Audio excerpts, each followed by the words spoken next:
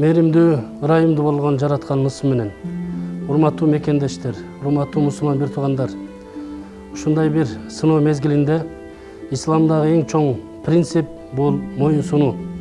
Дарыгерлерибиздин койгон талабына моюн сунуп, аларды так даана аткара турган болсок, өзүбүздүн өмүрүбүздү жана үй бүлөбүздүн, коомчулуктун өмүрүн сактайбыз.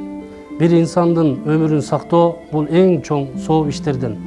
Андыктан, урматтуу мусулман бир туугандар, келиңиздер, башчыларга моюн сунуп, буйруган талаптарды так даана аткарып, өзүбүздүн өмүрүбүздү сактайлы жана ынтымакта, биримдүүлүктө мекенибизге ээ чыгалы. Келечек муун алтын урпакка ушул Татынакай мекенди сак-саламат өткөрүп берели. Жана сөзүмдүн акырында Кудай Таалам ушул илдеттен баардыгыбызды сактасын, өзү колдосун, өзү коргосун, ооруп калгандарга Кудай Таалам шифа берсин. Ал эми ушул оорунун аркасынан көз жумуп өтүп кеткендерди Кудай Таалам мээримине бөлөп, акыреттен абад кылсын.